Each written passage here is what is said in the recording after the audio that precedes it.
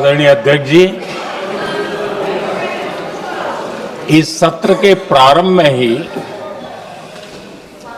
मैं जब मीडिया के साथियों से बात कर रहा था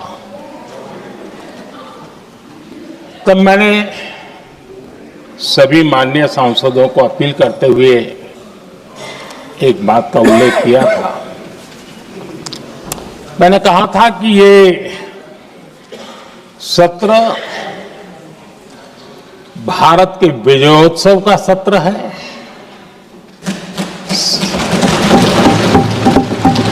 संसद का ये सत्र भारत के गौरवगान का सत्र है।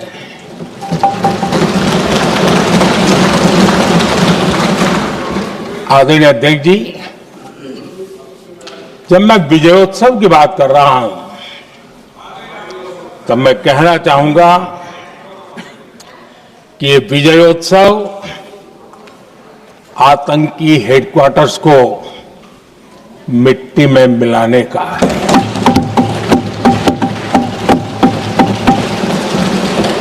जब मैं विजयोत्सव कहता हूं तो ये विजयोत्सव सिंदूर की सौगंध पूरा करने का है।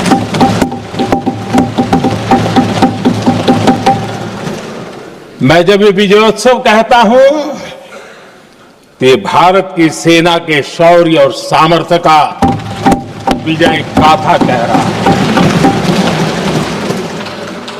जब मैं विजयोत्सव कह रहा हूं तो 140 करोड़ भारतीयों की एकता, इच्छा शक्ति, उसके एक अप्रतिम जीत का विजयोत्सव की बात करता हूं। आदरणीय अध्यक्ष जी, मैं इसी विजय भाव से इस सदन में भारत का पक्ष रखने के लिए खड़ा हुआ।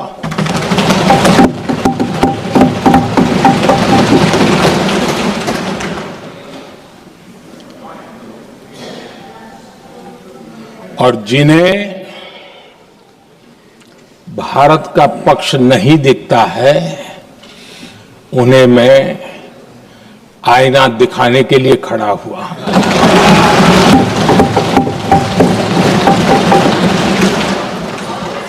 आदरणीय अध्यक्ष जी, मैं 140 करोड़ देशवासियों की भावनाओं में अपना स्वर मिलाने के लिए उपस्थित हुआ हूं। ये 140 करोड़ देशवासियों की भावना के जो गूंज है, जिस सदन में सुनाई दी है, मैं उसे अपना एक स्वर मिलाने खड़ा हुआ। आदरणीय अध्यक्ष जी, ऑपरेशन सिंदूर के दरमियान जिस प्रकार से देश के लोगों ने मेरा साथ दिया, मुझे आशीर्वाद दिए,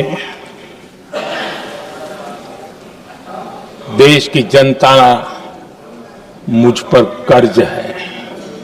मैं देशवासियों का आभार व्यक्त करता हूं। मैं देशवासियों का अभिनंदन करता हूं। आदरणीय अध्यक्ष जी, 22 अप्रैल को पहलगाम में जिस प्रकार की क्रूर घटना घटी, जिस प्रकार आतंकवादियों ने निर्दोष लोगों को उनका धर्म पूछ पूछ करके गोलियां मारी, ये क्रूरता की पराकाष्ठा थी। भारत को हिंसा की आग में झोंकने का ये सुविचारित प्रयास था। भारत में दंगे फैलाने की यह साजिश थी। मैं आज देशवासियों का धन्यवाद करता हूं कि देश ने एकता के साथ उस साजिश को नाकाम कर दिया।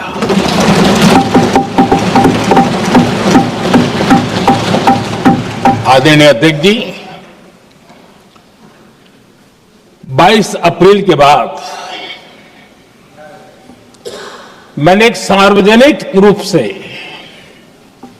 और विश्व को समझ में आए इसलिए कुछ अंग्रेजी में भी वाक्यों का प्रयोग किया था और मैंने कहा था कि हमारा संकल्प है, हम आतंकियों को मिट्टी में मिला देंगे।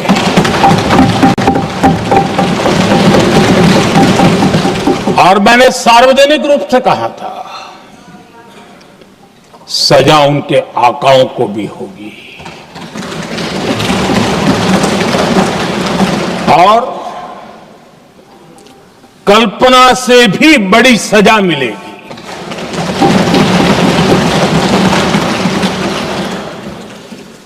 22 अप्रैल को मैं विदेश था, मैं तुरंत लौट के आया और आने के तुरंत बाद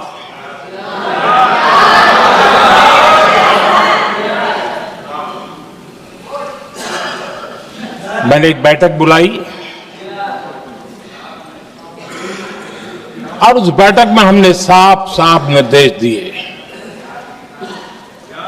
कि आतंकवाद को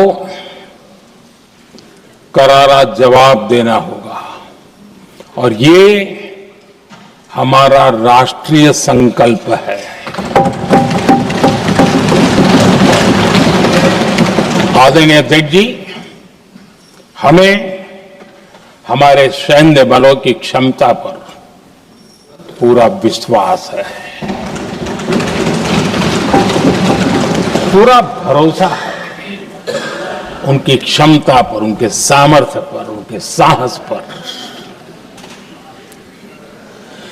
सेना को कार्रवाई की खुली छूट दे दी गई और यह भी कहा गया कि सेना तय करें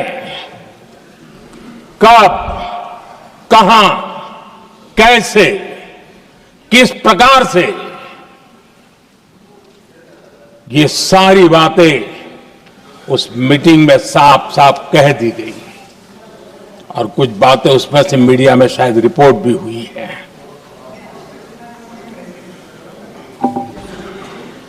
हमें गर्व है,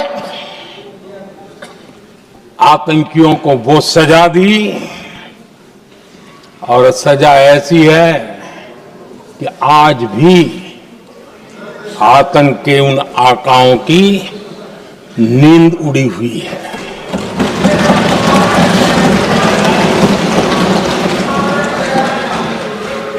आदरणीय अध्यक्ष जी, मैं हमारी सेना की सफलता के उससे जुड़े भारत के उस पक्ष को सदन के माध्यम से देशवासियों के सामने रखना चाहता हूं।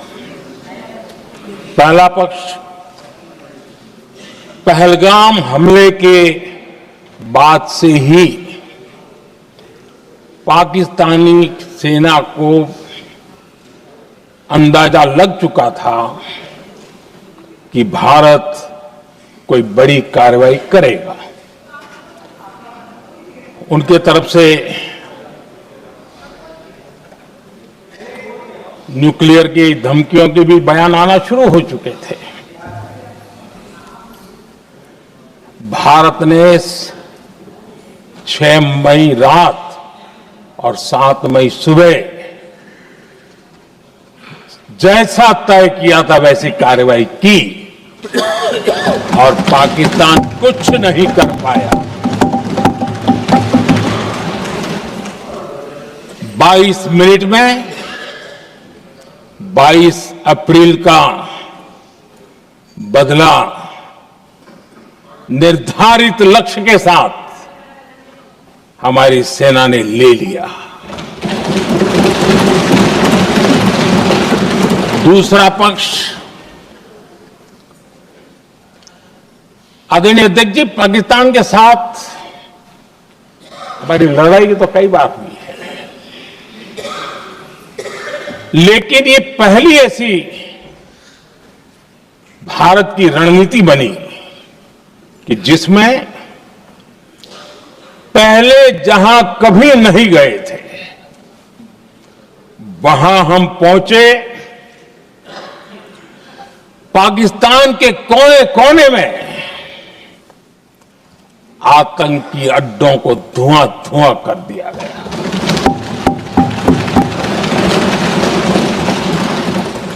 आतंक के गढ़ कोई सोच नहीं सकता कि वहां तक कोई जा सकता है। बहावलपुर और मुर्ग के उसको भी जमींदोस्त कर दिया गया। आदरणीय अध्यक्ष जी, हमारे सेनाओं ने आतंकी अड्डों को तबाह कर दिया। तीसरा पक्ष, पाकिस्तान की न्यूक्लियर धमकी को हमने झूठा साबित कर दिया।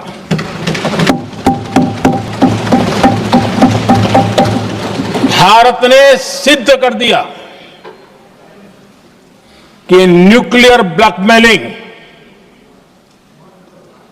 अब नहीं चलेगा और न ही ये न्यूक्लियर ब्लैकमेलिंग के सामने भारत झुकेगा।